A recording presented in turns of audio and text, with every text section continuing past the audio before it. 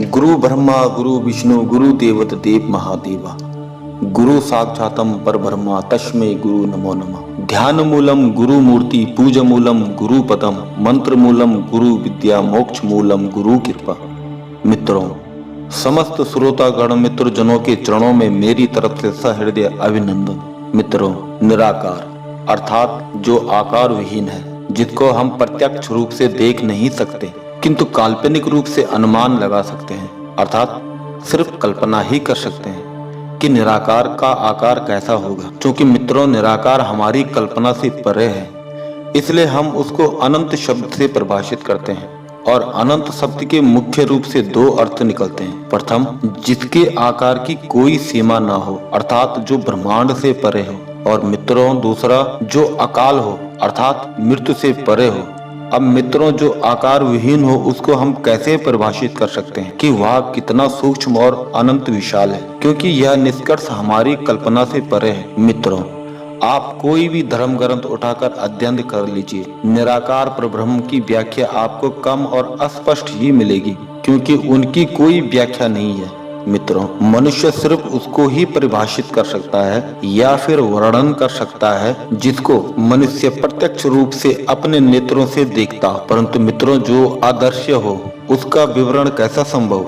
मित्रों, जब हम निराकार परमात्मा के बारे में जानने की कोशिश करते हैं तो हमारी स्थिति एक अंधकार से भरे गुफा में रह रहे उस सूक्ष्म जीव की तरह हो जाती है जिसने कभी गुफा के बाहर आकर आसमान को नहीं देखा। और उस सूक्ष्म जीव से हम पूछ ले, भाई ये बता आसमान कितना विशाल है, तो मित्रों उसका व्यक्तिगत ज्ञान यही जवाब देगा कि आसमान इस गुफा के समान विशाल और अनंत है, जो कि मित्रों सत्य नहीं है, असत्य है। मित्रों, मनुष्य की स्थिति भी उसी सूक्ष्म जीव की तरह है, क्योंकि देहधारी जीवात्मा इस संसार रूपी गुफा सागर माया के मुंह में ऐसा उलझा हुआ है कि वह कभी इस गुफा से पार पा ही नहीं सकता। तो फिर मित्रों, आप स्वयं ही कल्पना कर लीजिए कि वह निराकार रूपी उस परमात्मा को उसके स्वरूप से कैसे परिभाषित कर सकता है कि निराकार का स्वरूप क्या है।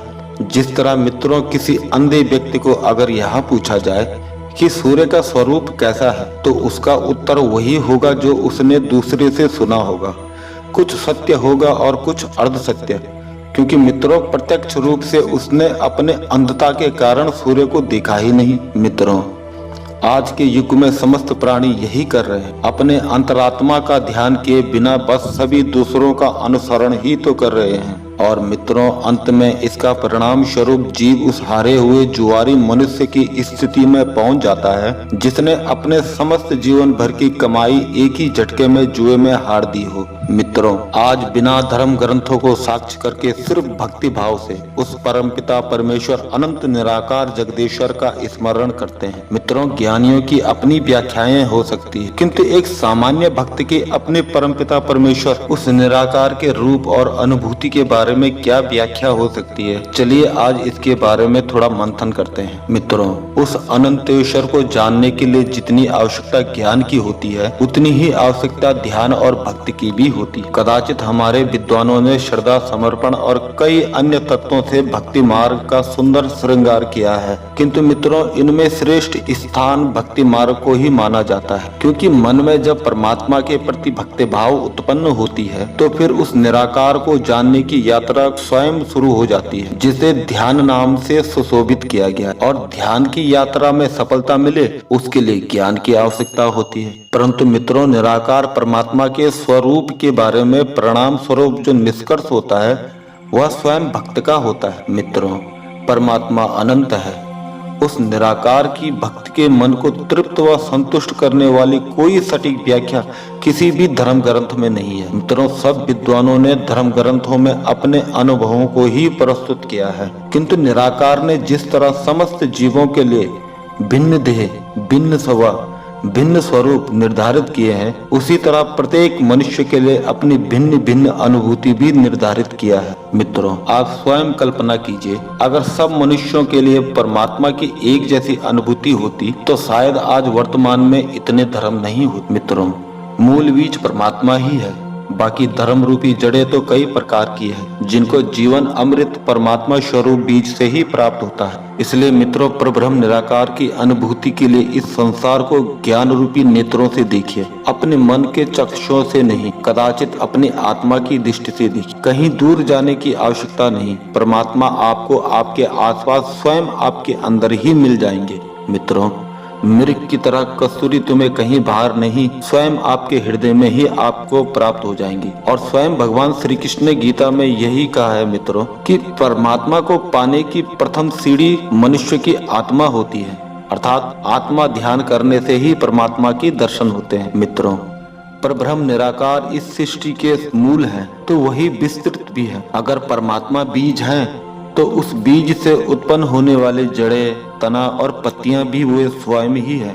क्योंकि मित्रों, यह चराचर जगत परमात्मा के अंश रूपी आत्मा को देह प्रदान करने के बाद उन्हें विभिन्न गुण व प्रवृत्ति प्रदान करती है। इसलिए उनके मार्ग भी भिन्न भिन्न हो जाते हैं, अर्थात भिन्न विचार, भिन्न बुद्धि होगी तो मार्ग भी भिन्न ही होंगे। क्योंकि मित्रों, आत्मा के दर्शन करने का मार्ग ज्ञान होता है और ज्ञान को धारण करने का आधार बुद्धि, और बुद्धि इस सांसारिक माया में इस तरह उलझ जाती है मित्रों कि मनुष्य को अपने आत्म स्वरूप देखने का समय ही नहीं मिलता और अपने देह को स्वयं का अस्तित्व समझ लेता है, जबकि यह असत्य है मित्रों। क्योंकि देह उस कपड़े की तरह है जिसे समय आने पर जीभ को उतारना ही पड़ेगा। मित्रों, जिस तरह एक चिंगारी हमें कहीं अग्नि का एहसास दिलाती है और किरण प्रकाश पुंज की उपस्थिति का एहसास दिलाती है, उसी तरह संसार में उपस्थित समस्त देहधारी जीवन भर और जीवन के बाद भी परमात्मा रूपी प्रकाश पुंज में ही निवास करती है, उससे भिन्न नहीं। जिस तरह चिंगारियों का अग्नि से अलग कोई अस्तित्व नहीं हो सकता,